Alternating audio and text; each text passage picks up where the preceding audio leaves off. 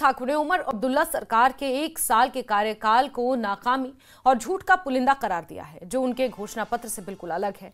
अल्ताफ ठाकुर ने एक press conference को संबोधित करते हुए कहा कि नाकामयाबियों के बावजूद उमर अब्दुल्ला पद नहीं छोड़ेंगे।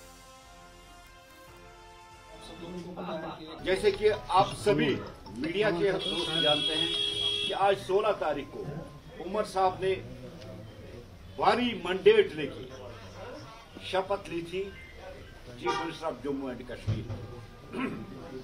लेकिन शपथ लेने से पहले उमर साहब ने बड़े बड़े वादे किए।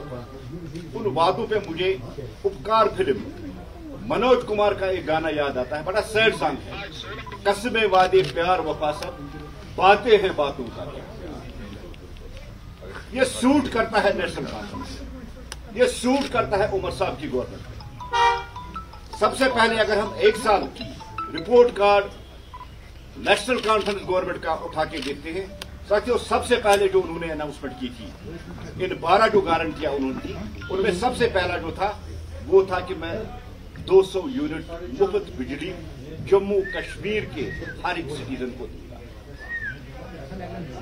उसके बाद उमर साहब ने पलटी मारी और पलटी मार के कहा कि जो अंत्योदया है या जिनको हम बीपीएल कहते हैं, बिलो पॉवर्टी लाइन के लोग हैं, उनको मैं 2% बिजली मुफ्त दूंगा।